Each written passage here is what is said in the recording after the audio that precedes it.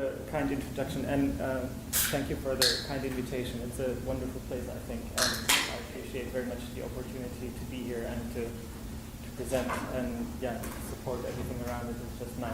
So just wanted to say that so that everybody can hear it, because that's how it is. Okay. Title of my talk, Remaking Poland at the 1919 Paris Peace Conference. It's giving away some of the, well, maybe the major difference between a lot of other talks and what and maybe what my starting point is. This is an outline. I think I have, well, I counted probably 6 different sections. First, I want to give an introduction, what my question is, how I think I want to go about it. And then there has to be some history, because remaking or the recreation of Poland or Polish state in 1919, there has to be some history around it in order to understand why that was possible. Then I want to look more closely at a selection of different actors or entities that were involved in that process of remaking Poland. And so those are 3, 4, and 5, and then I want to get to my conclusions. So, the starting point. I'm not sure how much is visible, but on the left there should be, well, that's a map of 1914. On the right, it's a map of 1923. And I can laser it a bit. So, that's better. Yeah, it's terrible. Yes, I can see it. I can also, can you see it? No, I see your notes. Yeah. You okay? Good enough. We're good. Okay. Yeah. Okay, so the starting point of this paper is very much a practical and historical question. And a number of new states were made in 1919. And so here's Czechoslovakia, here's Poland. Hungary is emerging, Yugoslavia as well. And that historical and practical question is, how was that done? So some of these borders were settled through the war, so 2 armies or 3 combating each other, and eventually they come to standstill. That's where the border is. But other borders were drawn at the tables, so not in the field, but at the tables in Paris. Yeah? Now, the process of drawing these borders, I think it's fair to assume, was not random. If one goes to the length of sitting down and thinking about where to draw a border, there's going to be some reason behind it. It was not arbitrary, and my starting point in this project was to think, well, if you do that, you're going to think about economics. You're going to think about what makes economic sense. You know? I thought I could deal pretty much with all of this. I realized I can't, and as I went along and realized the different challenges and problems and numbers of materials I have to take into account and think about and understand, I settled for something less ambitious, and this is now this part of the border, the western part of the border between Poland and Germany. Why Poland? Poland is probably the one great story of the Paris Peace Conference. If there has to be one, that would probably be the one. Then the story of Polish state is, well, one of the most tragic and controversial, and it's the most interesting case by far. It's also the case that has occupied those who were thinking about it the most. Yeah? Now, how do I want to go about this historical problem? And this is, if you like, my analytical approach. I thought about, if you sit around a table, if you negotiate about these borders, that's a process where something has to be on the table. And there probably were maps and statistics and diagrams and all sorts of things on the table that were argued over and eventually agreed on. Now, I was thinking about a way to put these objects in one box, and I tried a couple of different things, and none really worked, and I invented my own little expression, which is I'm calling them cognitive artifacts. And what I mean by that is that these are things that bridge 2 sorts of distances. One is that physical distance between Paris and, let's say, Danzig. The other one is that intellectual distance between a person and an entity of the state. So we can imagine that, but if we somehow visualize it or put it on paper or do something, somehow fix that entity, then it's easier to think about it and to communicate. The third thing that I think is really important about, or why I'm calling these cognitive artifacts, is that on the one hand, I think they're descriptive. So statistical tables are descriptive of the number of people living in a certain city. Or a map could be descriptive of the location of the city, right? But you can do something with these things. You can do something with those tables. You can rearrange the borders, for example. And eventually, when you've decided where you want the borders to be, you draw a map which becomes prescriptive of what the future is going to be. And so these three features are, I think, important because they can all be sort of carried out within those, with the help of these cognitive artifacts. So if I take those three properties seriously, that they're descriptive, operative, and prescriptive, then I think of those cognitive artifacts as a means of reasoning towards an outcome, and to model those outcomes or versions of those outcomes and then finally prescribe it. Now, this is the first, in my head, controversial thing maybe that I want to introduce, that I think the outcome you'll reach is going to be influenced by the thing you use to think about that outcome. Whether you use a table or a map or a model, it's going to have an impact on the outcome. Okay. A little bit of history. So the story of Poland was stopped existing in 1795, and it went through those three partitions of 1772, 1793, and 1795, and the three partitioning powers were Russia in the east, Austria-Hungary in the south, and Prussia or Germany in the west. So that gives us how many years? At least 120 years more even of sort of Polish nation, you could say, without the state. I'm saying Polish nation because Polish identity and the Polish national movement remained very active and very alive throughout those centuries, essentially. Now, the situation I guess depends on how you cut it, but I think by mid-1917, it becomes clear that those three powers, Russia, Austria-Hungary, and Germany, are not going to remain in a position much longer where they uphold where they can hold on to the parts that they've carved out of Poland. Germany and Austria-Hungary are pretty much going to lose the war, and it becomes a question of time, I think, by mid-1917. Russia leaves the war by the end of 1917 and has internal problems with the Bolshevik Revolution. Who's going to, is it going to be the Tsars that are even not going to take the Tsars? Is it going to be the Bolsheviks? So that opens, on the one hand, I think, that opportunity space to recreate that state. On the other hand, I think this is broadly stylized and compressed history. I hope nobody takes offense. On the other hand, I think are the attitudes of the three major Western powers. So thinking about, them thinking about what would come after, once the war was over. I think they all had certain ideas, although they didn't quite know what to do with it, or the other way around. They had certain ideas. They were not clearly spelled out, I think, but there was an overlap that was large enough to allow for that recreation and support that recreation of the Polish state.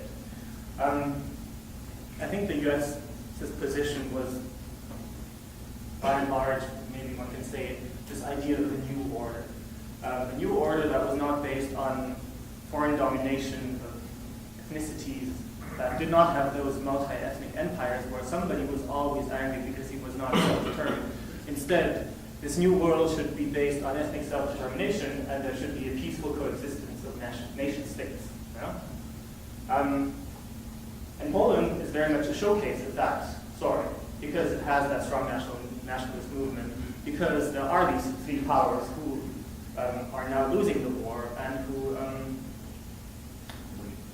stand for the old order. And contrast, or I see that the largest contrast between the US I see to France, where the concern was a completely different one. There was no, I think, thinking about a new order, rather there was a continuation of the old order, but with a new balance of power. And I think one has to understand that one has to see that from the perspective or from the experience of the French during the First World War. They are the ones who suffered the most. They are the ones who had probably the greatest casualties, not in absolute numbers, but in relative numbers. And they are the ones who had this neighbor on their east that was just always warring. There was always this pressure. You know? So that new balance of power spelled out in old logics meant that German aspirations had to be contained, and especially the aspirations towards the east. And then, of course, that in that part of that new order or that new settlement, there should be some revenge and justice. I'm not sure if I have to separate out the two talking difficult, but there should be an element of justice and an element of revenge in that settlement after the World War. And Poland figures into that because it is a proxy. So the larger the Polish state becomes, where is it going to take its territory from? It's going to take its territory from the east of Germany. And a large, strong Poland could work as that barrier against German pressure towards the east.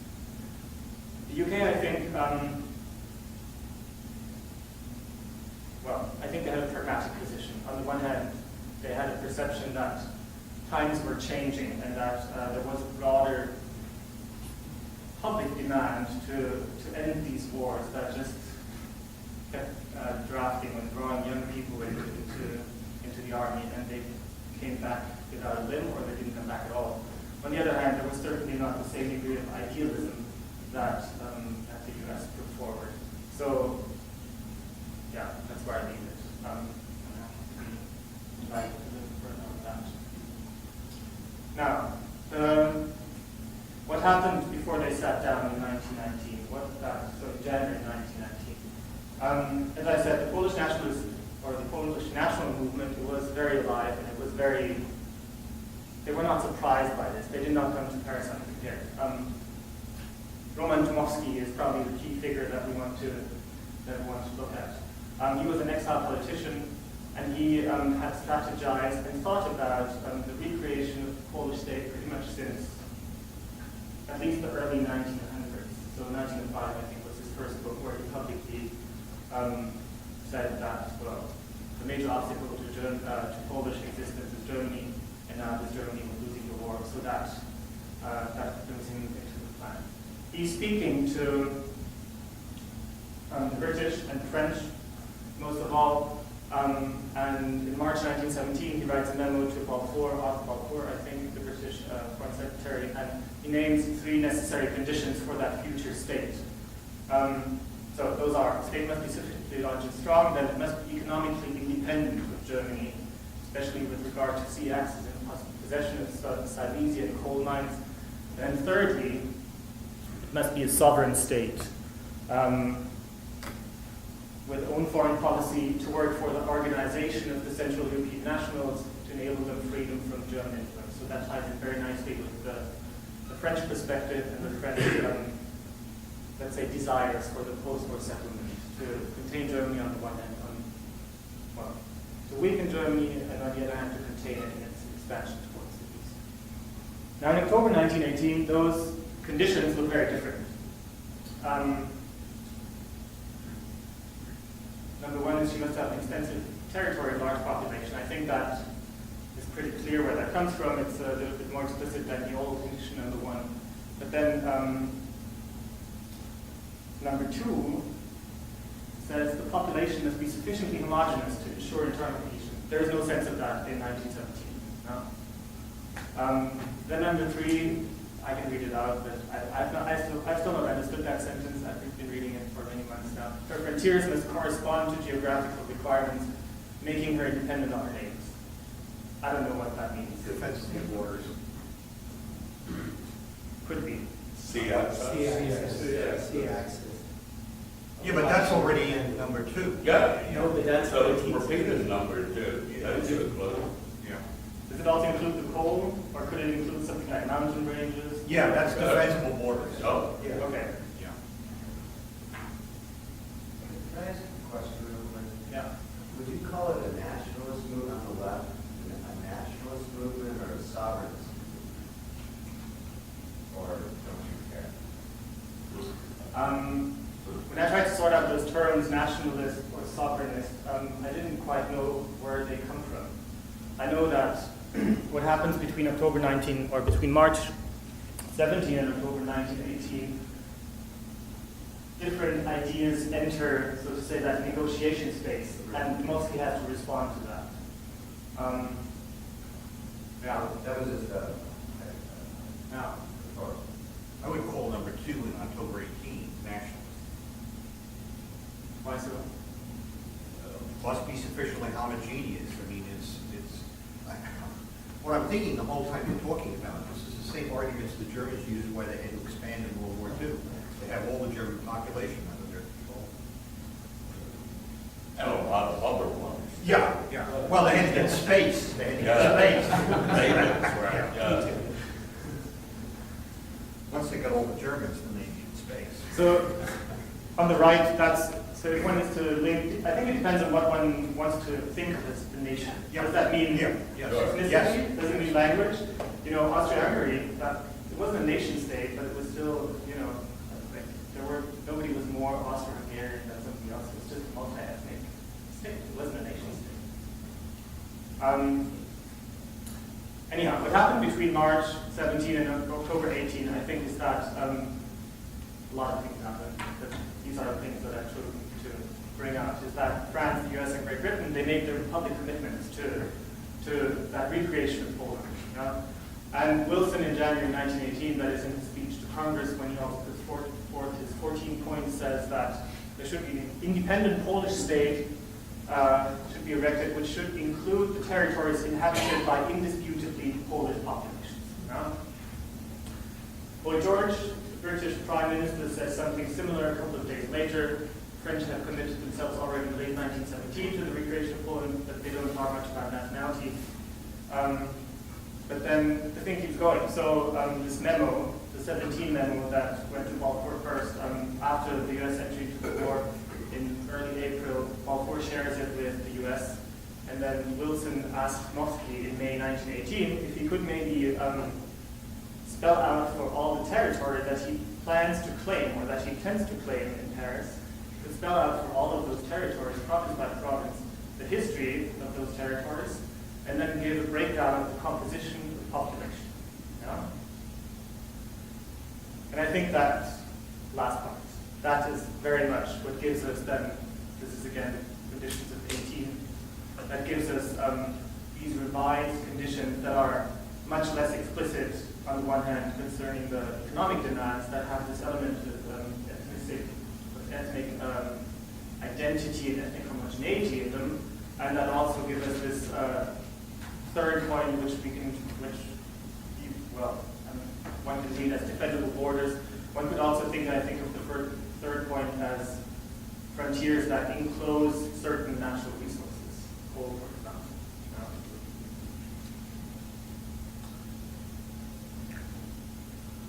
Okay, this gives us pretty much the starting point of the Paris Peace Conference. Mosky is one of the first to appear in front of the Council of 10, or the Supreme Council, in late January, and this is what he says. So France, Italy, Great Britain, and similar countries, owing to the statistics they keep and to their well-defined boundaries, are able to say immediately what their territory is and what their people are. But it is not so for Poland. Poland might have territory, but it does not have, Poland might be a state, but it does not have a territory because it doesn't have boundaries, and it doesn't have statistics. Anybody else has statistics? But Poland does.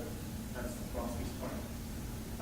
And I think what we see here now is how he tries to get out of this predicament that he was put into by that expectation to take into account the composition of the population. In that same talk, this is what he says essentially. He So he looked at the numbers, he comes up with all the numbers, and then he goes about dispelling them. He has to, that's the only way that's his only chance to get out of it. Because the census tells him, or the census tells him, and everybody else who reads it, that the population of Danzig is almost purely German. His reply to that is, well, that's only superficial. Yeah? Because they're superficially German, but not really. Yeah? Then, similar story in Posen. There are 38% German speakers. He says, yeah, 20 are settled, 18 are imported, because they are government officials and I don't know what. West Prussia, 35% Polish speakers, but actually at heart and by origin, there are many more. It's a large majority. And then in the east, 40% are in the East Galicia are Poles. This doesn't concern Germany, but it's Austria-Hungary. Their point is that the majority there, those are the Ruthenians, they're not cultivated enough to govern their own country, right? So because they're, out of the large majority, they're all farmers and they're hardly literate, and the Poles are the ones who know how to read and how to run a government and to do proper things, or things properly. So statistics, German statistics that he has to use are propaganda, because he can't take them seriously. If he takes them seriously, then he can't make any claims anymore. The second step that he takes is, he doesn't just dispel the German statistics, he's trying to make up his own statistics, or to come up with his own statistics. Make up sounds a little derogatory, and which I don't intend to, but there's a sense of tragedy in there. You know, the poor guy. What's he supposed to do? What's he supposed to do? Anyhow, he's trying. This goes back, I think, to the notion of a large population and extensive territory. What does that mean, large and extensive? When would Poland be large and extensive? Yeah? He's trying to take a stab, I think, at it by comparing it to France. So, France has 537,000 square kilometers surface area, and Poland, if one includes certain territories into it, would have 500,000. Population 40 million, Poland would have 38 million. Yeah? So that's the underlying claim there. France is large, let's make Poland as large as France. And then, you know, one of our first condition is satisfied citizen. He then goes on and looks at other numbers. This is rye and wheat. Sorry? Yeah, I think this is rye and wheat. So millions of 100 kilos harvest per year. France would have 100, or France had 100. Poland would have 93. This is sugar, 6.4. Poland is getting ahead with 7.2. And then lastly, this is more interesting, although the combination is quite a lot. This is coke, or coal. Yeah? For France, would have 405.6 millions of compost, and Poland would have 600, and potatoes 150 at 310. Anyhow,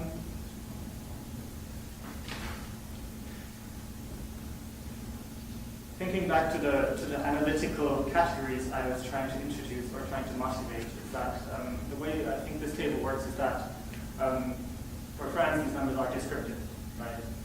But then for Poland they're prescriptive. And that relationship saying France is large, or France has an extensive, has a large population and extensive territory, that is that operative link, so to say. Yeah? And this mode of operation, I think, mostly used it. Everybody else also used it in working with those artifacts and trying to convince everybody else that this version of borders would be the right or the best version possible. The next actor in this game, or in this exercise of coming up with numbers that are valid or that are meaningful, is the Commission on Polish Affairs. It was formed by experts, French, British, American, Italian experts. I think there was also Japanese on the commission. I don't know what we did. So they produced this report on Poland and run into the same problem essentially. there is no such boundary that would perfectly separate the Germans and the Poles. Just like there would be no such boundary that would perfectly separate the Russians from the Poles, there is no, none of these boundaries is possible to separate the nationalities. So that principle of ethnic separation, it can be followed by completely, but one can go some length to minimize the damage, so to say. And what they're doing, what the Commission does, so these are the districts, the German districts that would be cut by the new border. And then the first two columns are, that is the border proposition by the Polish delegation. So the Polish delegation's proposition would claim 780,000 Poles in Pomerania and at the same time catch 132,100 Germans. The columns 3 and 4 is then what the Commission in response proposes. The Commission,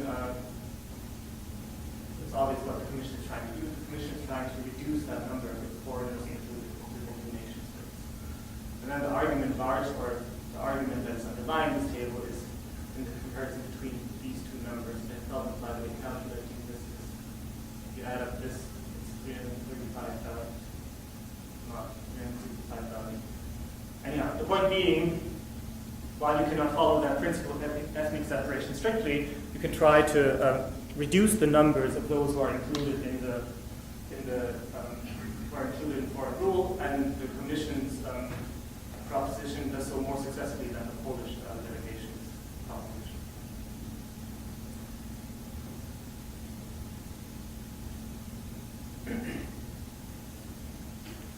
This mode of reasoning with these things. So now we've had we've had numerical examples. I think this works structurally in a similar way, or I'll never say same, in a similar way with maps. This one is from early 1919, also produced by the Commission on Polish Affairs. And my purpose here is just to exemplify how one could use that map to reason about certain conditions of that future state. So one thing that was hardly controversial was the question of Polish access to the sea. Poland should have access to the sea. That was hardly disputed element of the diagnosis of why Poland was partitioned in, or why the Polish state was so weak at the end of the 18th century that it could not resist those partitions. It was the lack of an outlet to the sea. And analytically speaking, I think this map works in 3 layers. The base layer is a descriptive layer. Now, the base layer tells us where the coastline is. It tells us where cities are, this is Danzig. And then it tells us where railroads are, these here, and waterways, the blue lines. Then onto that descriptive layer, there's a prescriptive layer. And the reasoning goes from the descriptive to the prescriptive layer, obviously. In the case of Polish access to the sea, that just means that whichever border you propose, this is the Polish proposition, this is the Commission's proposition, whichever border you propose, there has to be that outlet to the sea. That's also far. The third layer, just for the sake of completion, is that there's some, maybe you want to think about this as a meta layer of information about the map, but that's not so crucial. The interesting point now is that the seemingly straightforward relationship between descriptive and prescriptive layer is not straightforward at all. It's not straightforward at all. And that becomes very obvious when the Supreme Council then takes the Commission's suggestion, discusses them, and tries to make sense of them, or tries to come to an agreement based on those suggestions. And here I picked out a very particular case, which is the case of Marienwerder, which is a city here. It's also the name of a district where literally they could not agree. They could not agree where this border should run, what the right course of that border is, and what one could do about it. Now, the reason they couldn't agree is that I think they had different descriptions of the world. So this map shows us, again, cities here, and railroad lines, waterways, the bit of the coast up here, and then this is the border. Lloyd George's response to that map is that you can't draw the map like that because here there are a lot of Germans living. Yeah? Draw the map like that, then they'll all be included into Poland. And the French Cambon, I think, he says, well, but the railroad line is here. This railroad line is really important because it goes from Danzig through Marienwerder all the way down to Mara and Warsaw. So the border has to be east of that railroad line because Poland needs that railroad line. Lloyd George's response is, you can remove that railroad line very easily. It's much easier to remove the railroad line than to remove the people, you know? But there are no people in this map, right? And there never are, by the way. In the official maps of the conference, there is no ethnographic map. We're used to reading with them, but they were not used. That information was never communicated, so to speak. Another thing they couldn't agree on was what sufficiently homogeneous meant. Under this proposition, probably about 10% of the population would have been German. Lloyd George thinks that's way too many. French position is that's fine. It's not a problem. Also because they're going to emigrate once they find themselves in Poland. Okay. I have two conclusion slides. The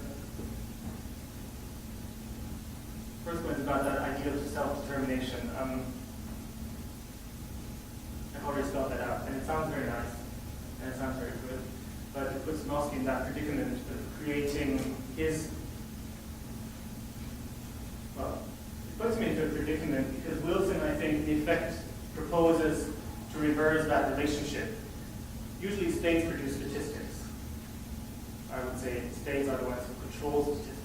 Now Wilson's idea is, let's reverse that. Let's build a state from statistics, because that would be one of those ideal states that is peaceful and stable. But Nosky's problem is that there is no Polish state, so there are no Polish statistics, and you can't create Poland or German statistics because they tell them something different. So, I mean, in the end, they had borders, but nobody really looks good at this process, and nobody really agrees. I still don't think that there's an agreement throughout the entire process. There's just everybody realized that at some point you have to give in, but there is no consensus on how one should think about that problem. No?